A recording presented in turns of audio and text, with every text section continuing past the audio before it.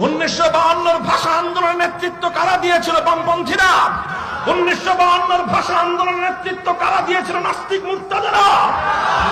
1952 ভাষা আন্দোলনের নেতৃত্ব প্রদানকারী সংগঠনের নাম ছিল তমদ্দুন মজলিস। তমদ্দুন মজলিস ইসলামী তাহজিব এবং তামাদ্দুনের ঝান্ডাবাহী একটা কাফেলা। 52 ভাষা আন্দোলনে রক্ত দিয়েছিল কারা? আব্দুল সালাম, আবুল বরকত, রফিকুল ইসলাম, আব্দুল জব্বার, মুসলমান মায়ের মুসলমান সন্তানেরা। 1952 পরে আসলো 1954 সাল। 54 সালে যুক্ত ফ্রন্ট গঠিত হয়েছিল বাংলাদেশের। স্বাধীনতার বাংলাদেশের ইতিহাসে পশ্চিম পাকিস্তানিদের বিরুদ্ধে এদেশের নেতৃবৃন্দ ঐক্যবদ্ধ হয়েছিল। সেই যুক্ত ফ্রন্ট কারা গঠন করেছিল?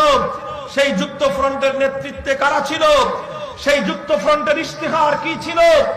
যুক্ত ফ্রন্টের সেই ঘোষণার প্রেক্ষিতে 1969 গণ অভ্যুত্থান, 70 জাতীয় নির্বাচন, 71 স্বাধীনতা অর্জিত হয়েছিল।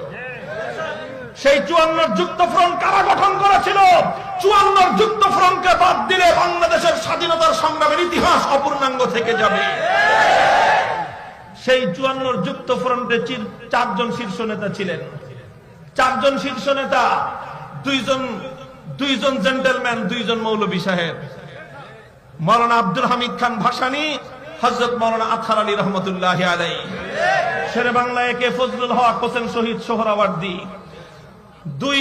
দুই আপনার প্যান্টওয়ালা, 2 পাগড়িওয়ালার সঙ্গে যখন হাতে হাত মিলিয়েছিল, এদেশের মানুষ বাংলাদেশের স্বাধীনতার পক্ষে গণমতামত দিয়েছিল।